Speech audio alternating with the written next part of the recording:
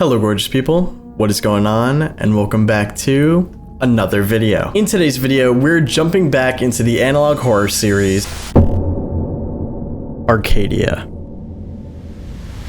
Now, if you guys don't remember, 5 months ago, I covered Arcadia in a very long video that I did. So please be sure to go watch that one first before watching this one, because today we're watching two of the newest videos from the Arcadia series, and you will need to know some stuff before jumping into these. The link to that video will be at the top of the description down below. But in today's video and the videos that we're about to go over, we learn more about some of the crazy things going on in Alaska. We learn more about the anomalies that are coming out in Alaska, and we learned more about Ian Parker and John Walker's past. And maybe things have been going on in Alaska before the universes were even connected. And some of the horrifying things that we learn about in this are just crazy. But I don't want to spoil too much for you guys. And as always, please be sure to go check out the original creator of the Arcadia analog horror series, Chilling Abyss, whose link to the channel will be at the top of the description down below. Since my last video that I made on Arcadia, Chilling Abyss has gained like over 10k subscribers, but I'd love to see them gain a ton more. And please, you guys could go watch these videos, subscribe to them, and you'll be able to watch these videos before I even go over them, because usually I wait for these videos to come out, and then usually like in a month or a few weeks later, then I'll go over them. So like I said, I highly recommend you go check out their channel first and go support them over there and then come back here. But all right guys, I'm really excited to jump into today's video. So enough of me yapping. Let's jump right in. Video 1. Paid programming.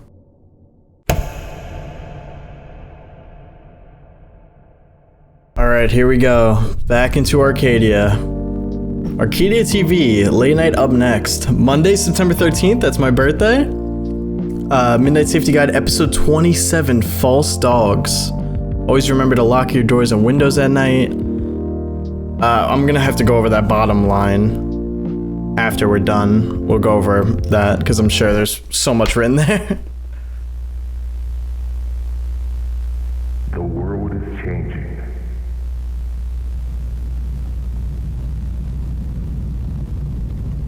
In a dark forest, we lit the fire. We are no longer alone.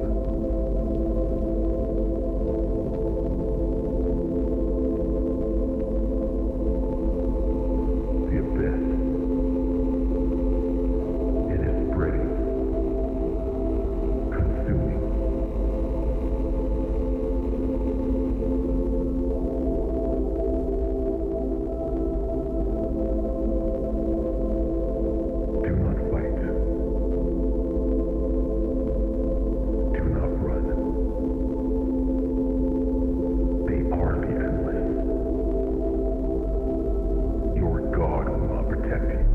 All right, some wise words at the beginning. I mean, obviously that's talking about, you know, what's been going on as far as like, we're not alone anymore. You know, we've opened up our world to all of these new possibilities and these fissures and these things that have been appearing. I mean, apparently there's false dogs now, as we saw just now in the intro. But I do think it's interesting that they're like, do not run, do not fight. Pretty much just accept it. That is a bit disturbing, especially seeing on our televisions. That's not very motivational as far as dealing with this issue.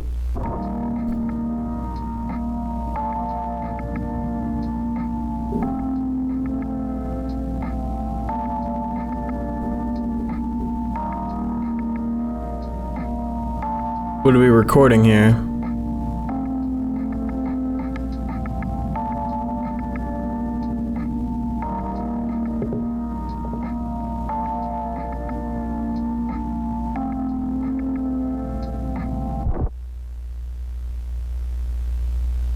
Are we gonna come back to that? What was that about? Outside, waiting.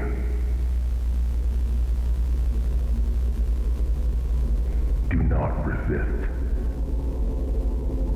Let them in. They cannot be stopped.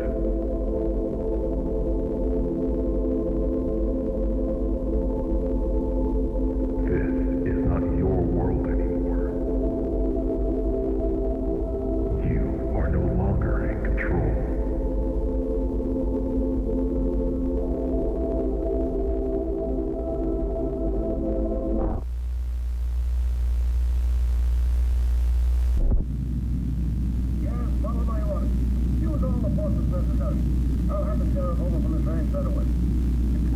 Hello? I have a problem. There's something in my house. Every night it returns around the same time. I called the Anomalous Awareness Association, and they do not recognize this entity, and that you must vacate the area immediately. They told me to abandon my home. I can't do that. This is my home, and I'm not leaving it.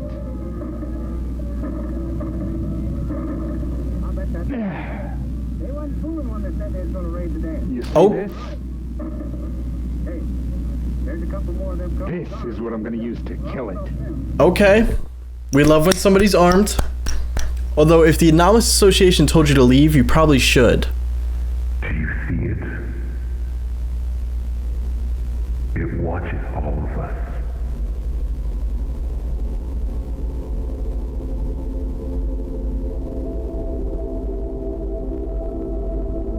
That is your God now.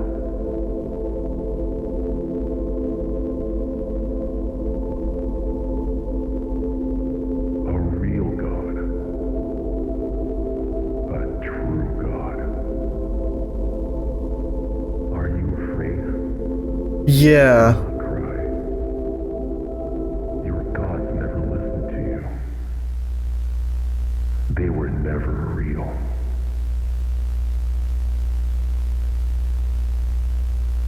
And tonight, we have Okay, so that is nice to confirm that I did say at the end of my last video on Arcadia, like, there's some weird, emphasis on the moon that was never really explained, at least to my knowledge from what I remember. I don't think it was ever explained, but I said, like, there has to be something going on here, because it always shows the moon and then that little dot next to it, and it seems that that dot is definitely something important. I'm not sure what it is yet, again, but it's apparently our God now, and that's what we have to believe in and listen to, because all the other gods that we care about, they're not real, and they are not helping us. So that is our God now. But I am happy to get confirmation that that is, that's actually a thing. Like, there is something going on with that. a special news report regarding the recent rise in tensions between the United States and Canada. The Canadian Prime Minister last night made a televised speech discussing their anger with the United States and the multiple grievances they have with the U.S. At one point in the speech, the Canadian Prime Minister said, quote, "If the U.S. continues to ignore the issue and doesn't secure the borders of Alaska, we will have no choice but to defend our nation." The White House has yet to comment on the statements made.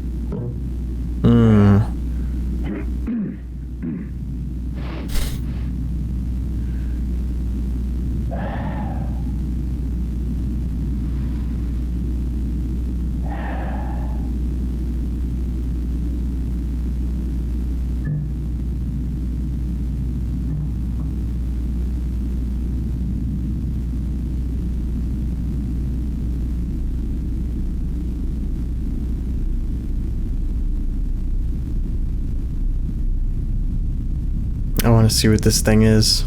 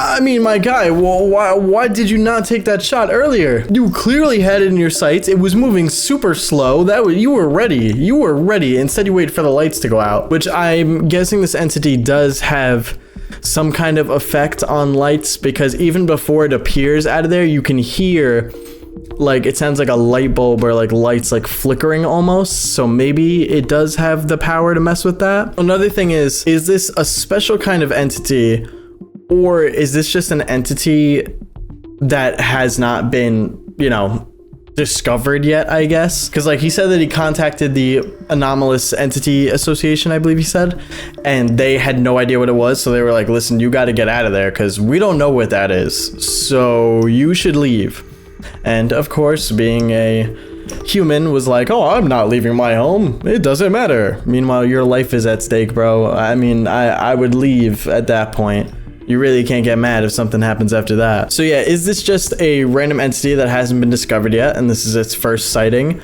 Or is this some kind of special entity that we're supposed to know for later? Another interesting thing is to talk about the United States and Canada. Obviously, Alaska is a part of the United States, but it is like literally on the border of Canada. So it's interesting that Canada is kind of pissed off, like, yo, if you guys don't get this border of Alaska under control, we might have to use military action to defend ourselves. And I mean, that makes sense. I'm sure at this point, I don't even know what year it is at this point, if it said it earlier or not, but we know that the problem in Alaska is spreading massively by the year. So I can imagine eventually it's going to cross over into Canada and probably get wider than that. So it makes sense why they're pissed off. But I like that like tidbit of information. It's cool to know that there's, you know, this is growing on a larger scale than just Alaska now. It's starting to have impacts on other countries. Okay. Well, it's humanoid. It's got arms and legs and fingers and a head. It looks like I don't even know. Its eyes are black with like white dots in the middle. He said earlier, like, this thing came back to his home every night at the same time. Now, I'm gonna be a little specific here, but based on the trajectory of the gun here and the bullet coming out, it looks like he missed. Unless this has a wide spread, which maybe he did hit it, but based on the screaming and everything after, I don't think he did. Let's see here. Bum, bum, ba-da-da, bow. We have a question from Sarah. Sarah asks, do you believe in God?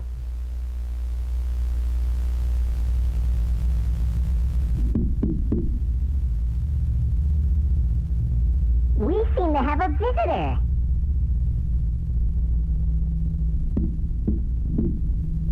Come on in. The door is unlocked.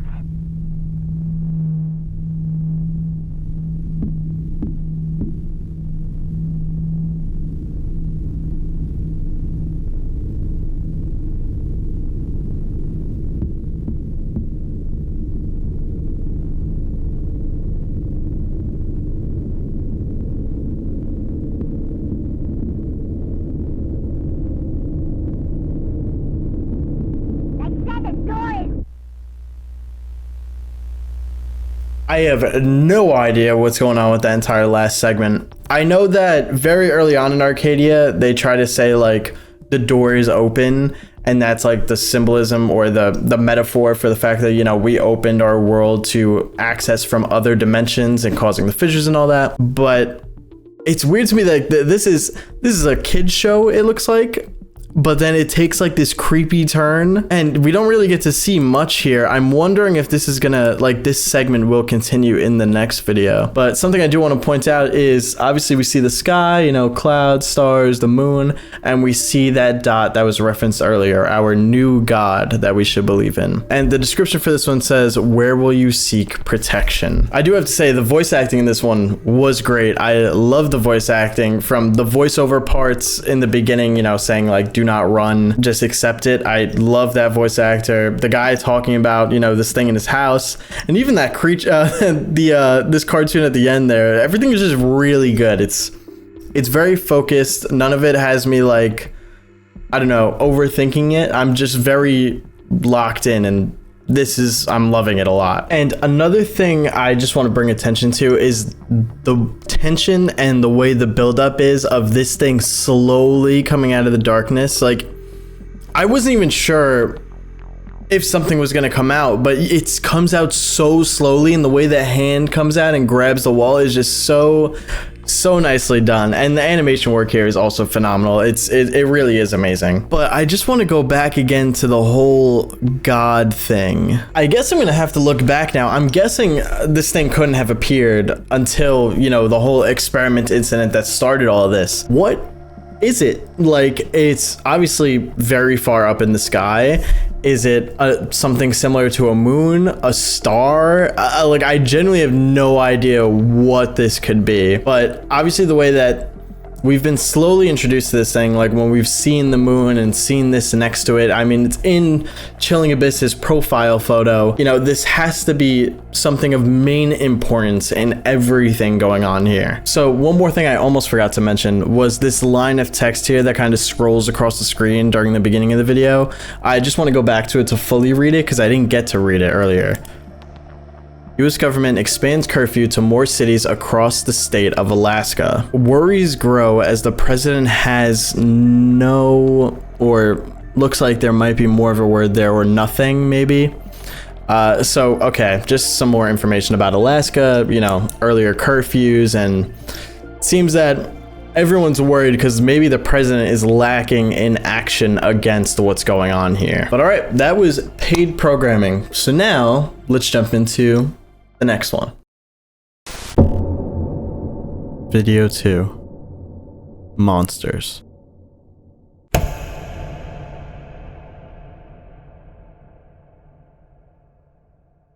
The description for this one reads, "Never in my life have I seen this level of evil within our community. The human being responsible for these disappearances is a pure, cold-blooded monster." A statement made by the town's police chief before a media blackout was declared. Kind of hyping me up with that description, I'm not gonna lie, so let's just jump right into this one and see. Anomalous Awareness Association, founded 1989, archival copy for internal use only. Okay.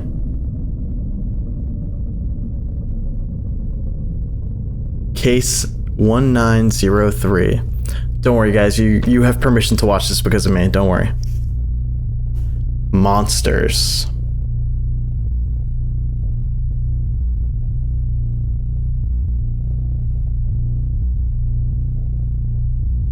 (11:14 p.m. February 2nd, 1993).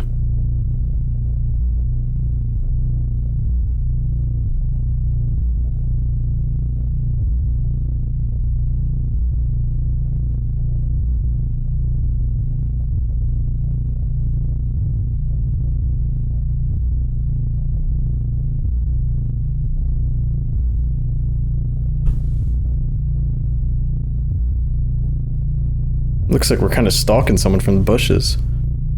In early 1993, numerous people went missing in the town of Redacted.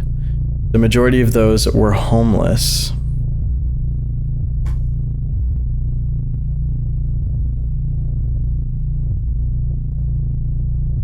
An investigation led authorities to a home. For the first time, the Anomalous Awareness Association was dispatched to the contiguous United States for an organic threat. Oh, employee files. Employee files, Ian Parker, Site Bravo. 76, 77, error. 78, available. 79, error. 80, available. 81, 82, error. 83, available, end. Warning, corrupted files detected. Please contact admin for assistance. Open 1978. Loading transcription. 1978. Final session. State your name and date of birth. Ian Parker. August 25th, 1958.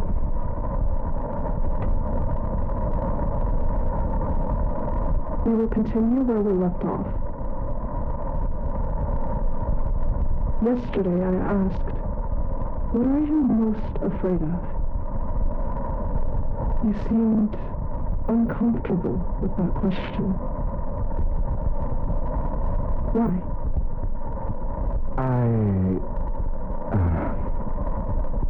I don't like to think about the past. I saw something when I was young.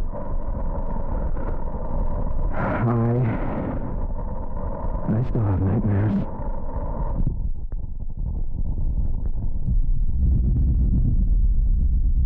Okay, we're going back very far in time. Pray.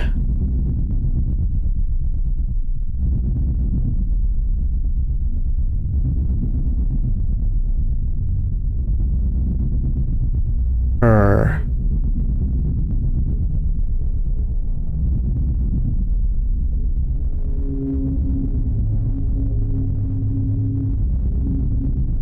Feed.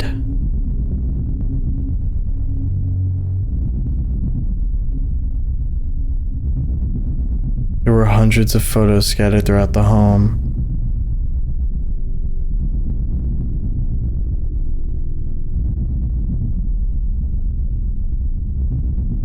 Each photo had a single word or phrase written on the back. Weak. So someone was actually killing these people that went missing? A few had strange symbols sketched across them. Wait.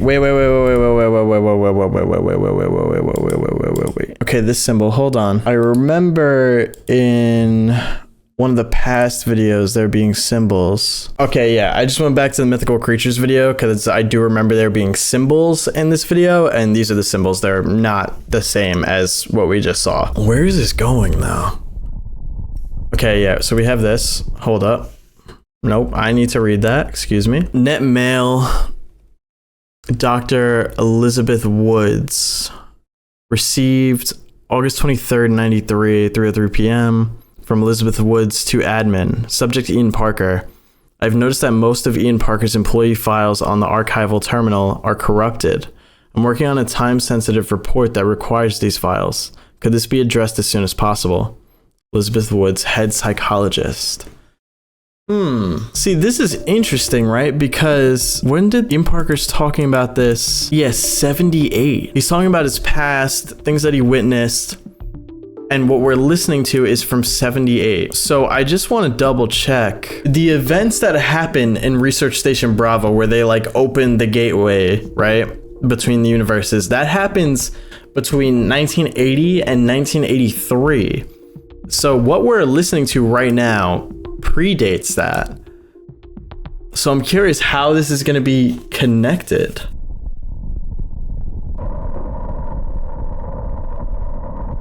What did you see?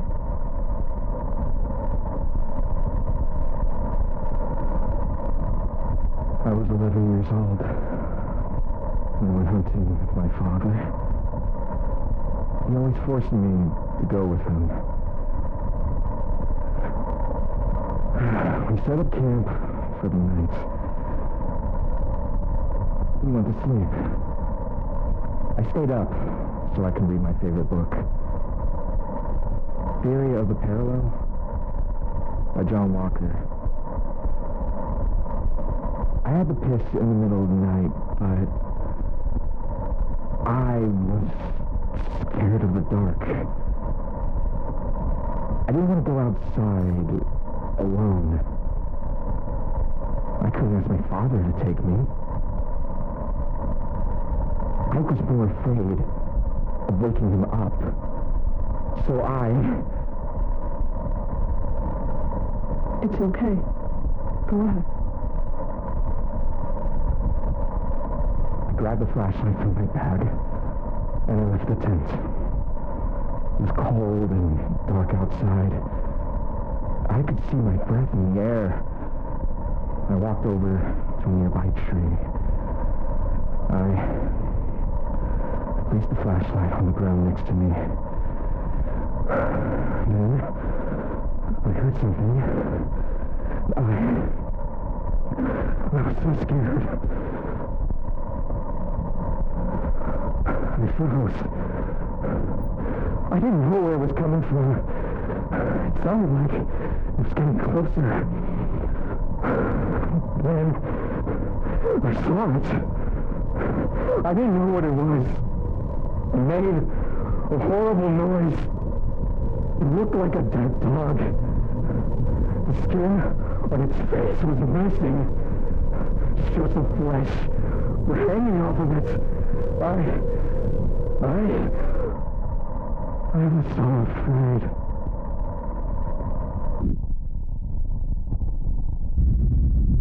Journal was found within the home. Okay, hold on. Wait. I'm confused. This recording that we are listening to of Ian Parker talking to a psychologist is from 78, right? Yes, it is from 78. So, but Ian Parker describes that when he was younger, when he was like 11 years old, that he saw a dog that looked like, or a dog-like creature that looked like its flesh was missing from its face, and that its flesh was like coming off of it. I'm so confused by how that's possible if that predates anything that happened at Bravo. Or like the gateways opening and everything. That doesn't make sense to me. It's interesting to know that he also mentions about reading his favorite book, The Parallel by John Walker. And John Walker is the person who goes on to lead the project of opening, the gateway between universes. So that is an interesting note there, because he obviously eventually goes on to work with him at some point. And then also in the background, we have this whole story about like how in 93, a ton of people went missing, and then they found a house where there were pictures of what looks like bodies and names written on the back of the pictures. And we get this background footage of like, here's a person shirtless, and they like put their hand up, and then there's a flash at one point, so it looks like we just watched one of the pictures get taken. And then same thing here, another person looked like they're wearing no clothes, and then a hand reaches out here. I'm just gonna watch the rest of this one, and then I'll try to piece it together after. The skin on its face was missing. Strips of flesh were hanging off of it. I was so afraid.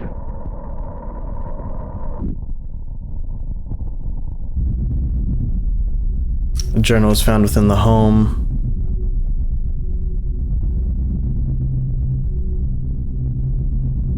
More symbols. The journal contained unintelligible writings and sketches. Only a few scattered entries have been deciphered.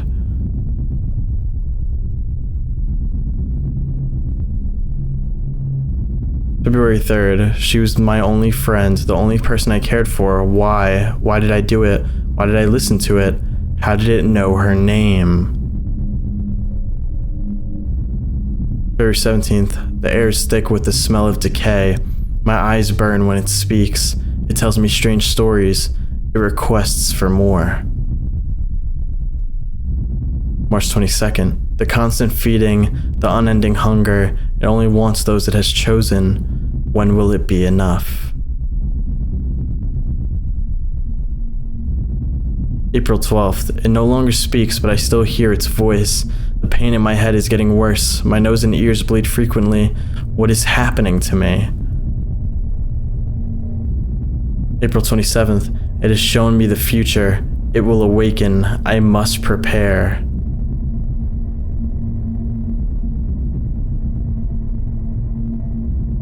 May 9th. It knows I have been feeding on them as well. It wants me to come closer.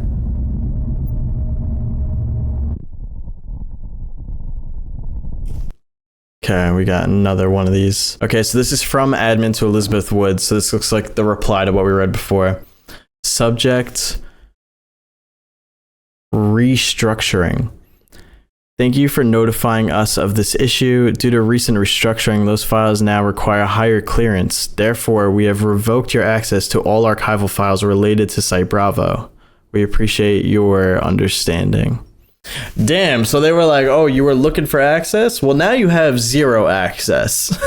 So clearly Ian Parker's past is like of high importance if they're not even letting the psychologist just look at his past files.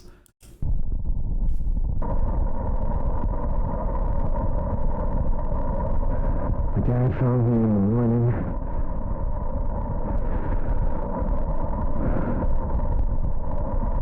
I told him what I saw. He didn't believe me. He said it was all in my head. Well, later on, he left to go do something. He came back sometime later. He told me he saw what I was talking about. He said it was someone's dog. It must have gotten lost. He killed it to put it out of its misery. He never let me talk about that day ever again.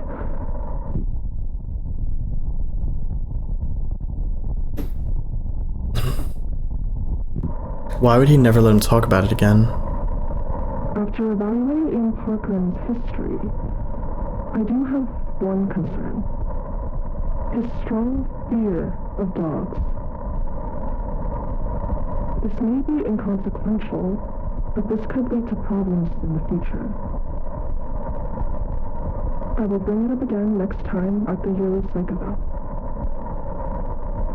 We can't have someone who is unable to handle difficult situations. But John Walker personally requested Ian for this position. They've been talking to each other a lot recently. Ian must have captured his attention with his quick rise in this company.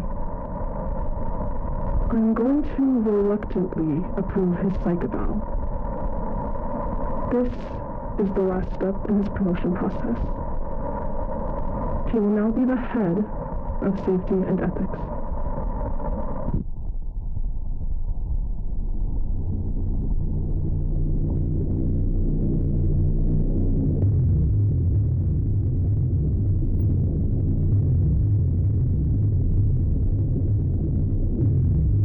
Various blood samples were collected throughout the home. All of the blood samples contained high amounts of... Come on, you gotta tell me what it is. A key symptom of organic traversal. Within a broken wall of the basement, a tar-like substance was found. This was the first documented encounter of the substance. It was distilled form of... Redacted. Wait, what did you say there? The perpetrator and entity were never found. Okay, so it seems that whoever took these missing people was a person that was being like controlled by an entity, and that's why in the journal it says like, you know, it's asking for more, it wants more, things like that. But it's crazy that it does all that, and then neither of them were ever found. They just found the house that it was done in. The substance was collected. Oh, come on. The substance was collected for future use. Our fears. God damn it. Our fears have been confirmed. It is one of the lesser forms. What does that mean?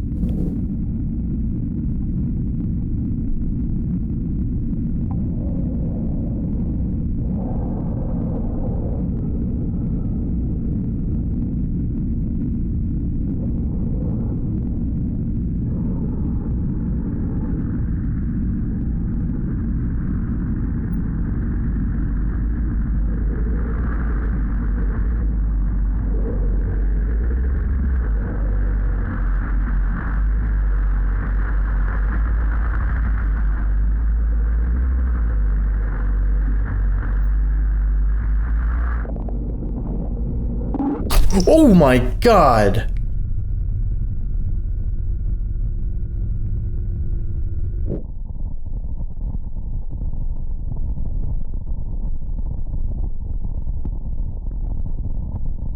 Why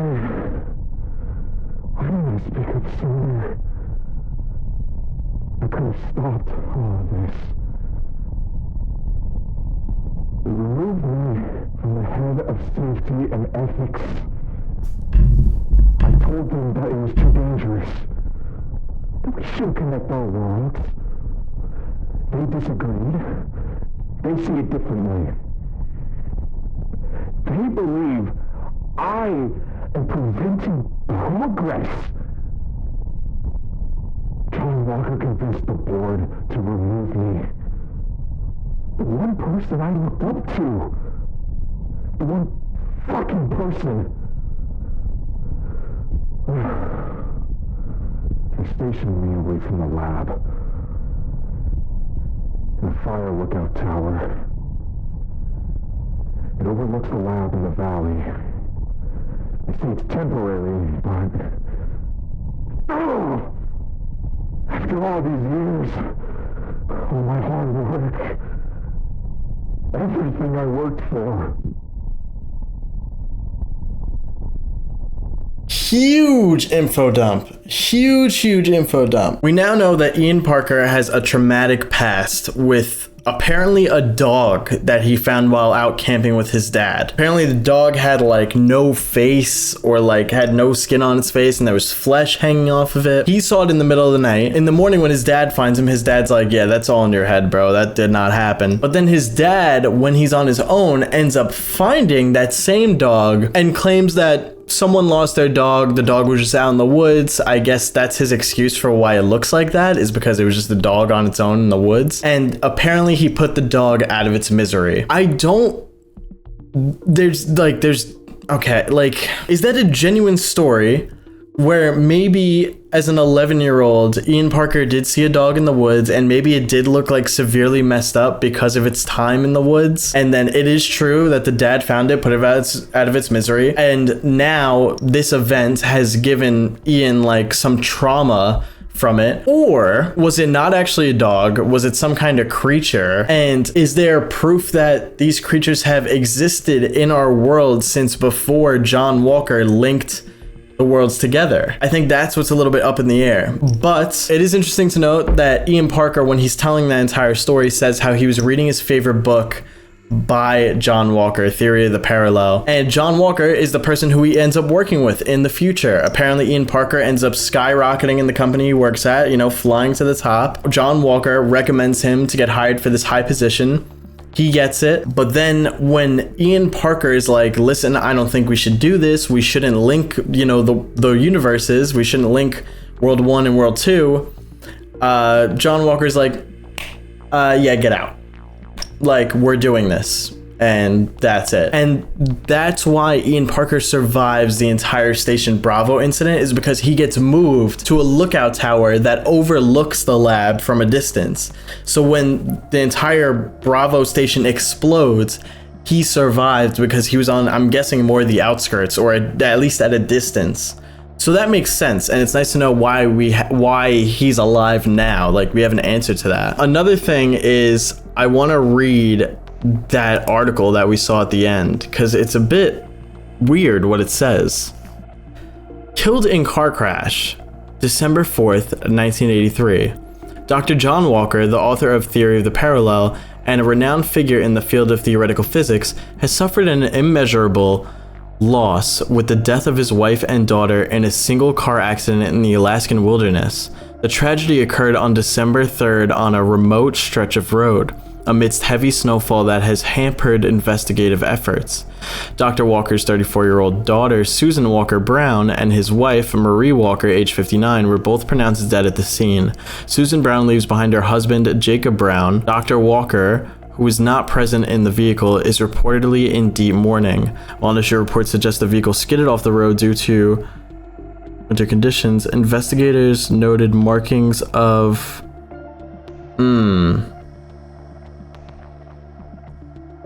Okay, so there was a car accident, but they're starting to say at the end here that it's not necessarily just like, the car skidded off the road. There may have been something else to it, but looks like it's too blurred. If John Walker's daughter and wife died, this could be his motivation for wanting to link up the parallel worlds. Let me just see, do we have a date when the the signal was sent out and everything? December 23rd of 83 is when they tried to link I believe PW1 with PW2. I'm just gonna make up a theory here. Was John Walker's motivation for linking the parallel worlds so that he could find maybe a replacement for his wife and daughter? I mean, clearly it had, you know, it had an effect on his work and why he did what he did. But another thing I want to talk about too, just to go back to some previous videos, is what happens in the farm. In the farm, right, we see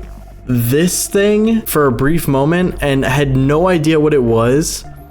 Is this the dog that Ian Parker is talking about? Because you could kind of say like maybe this looks somewhat like a dog, right? Like at least like face structure wise, and the fact that it looks like it's missing the skin off of its face. Maybe I'm just throwing it out there. I could be wrong, but I just want to throw that idea out there. And then obviously throughout all of that, we learn the entire Ian Parker thing and that John Walker information, but then we still have this lurking in the background of this entity and this person that apparently may have killed tons of people or like sacrificed them for this entity. The way this thing looks is so disturbing for some reason. Like its eyes, the way they just peek through the darkness, and then as its face appears more and more, like its eyes roll back completely. And then we'll try to slow this down here. Oh my god, it already happened so fast. And then a giant arm here, which actually, if this arm belongs to this entity, then that's probably what we saw when we were watching here. That's what the hand is. It's the entity's hand. We got a lot of new information in these two videos, and these two videos are incredible. Just the way that they're set up, the way that tension is built. I actually got hit by a jump scare in this one. I love that. And of course, we're learning more and more about the story while also adding new things to it, which is just amazing. And also getting more questions, of course, that we have to answer. I think it's terrifying, the idea of like, we found this home, we found all these pictures in it with these writings, these, you know, nothing was written normally. It was all like stuff we had to decipher. And there's proof that all of these bodies were here, but there aren't any. There's just traces of blood, some weird liquid in the basement, and they're nowhere to be found. That is actually super creepy. Knowing that this happened and whatever caused it got away with it. And I'm wondering, again, like, is this an example of just an entity? Like, we're just witnessing what these entities can do or what these anomalies can do? Or is this going to be an important anomaly that we're going to see again at a later date? But again, my main takeaway point from both of these videos is, of course, the problem is getting worse in Alaska. I mean, these entities are doing insane things, especially that last one. And then as far as Ian Parker goes, Ian Parker was a purposeful hire. I want to believe that whatever creature he saw when he was younger was actually a monster that existed in our world before the whole universes were connected thing. And that's why John Walker hires Ian Parker and makes sure like he gets this high position, is because he's one of the few people that has witnessed these monsters or these entities before the portals were linked, if that makes sense. And again, I do feel like there's more to it. Like there's more to it for John Walker's family's accident. Obviously, there's more to it for the whole dog thing. The fact that if Ian Parker did see like some weird dog and his dad also found it, his dad must have known that this thing isn't a normal dog. He must have known that it was some kind of monster too. So yeah, a lot of questions that do need to be answered, and a lot of questions that we have answered, like how Ian Park survived and whatnot. And I guess somewhat of what John Walker's motivation would have been for why he was so gung-ho about linking the universes. Again, I love this series. I love its presentation. I love the concept of it. And please, if you guys haven't already, please be sure to go check out Chilling Abyss's channel, which will be linked at the top of the description down below. Please be sure to go and support your analog horror content creators. And I think that's it for me, guys. Honestly, if you have any ideas, thoughts, or theories, please feel free to let me know in the comments down below. I always try to read them before going over the next video, just because I like to take your thoughts into account and see if I could even, you know, create better theories myself. And also, be sure to let me know if I've missed anything. You could also go and check out Chilling Abyss's channel and watch these videos for yourself and see, maybe you'll pick up on something, you know, a single frame that I missed. But alright guys, that's gonna be it for today. If you did enjoy this video, please don't forget to drop a like on it. And if you're new here, please don't forget to subscribe. We're trying to hit 1 million subscribers before the end of the year. Alright guys, thank you so much for watching. I hope you have a great rest of your day, and I'll see you in the next one. Peace.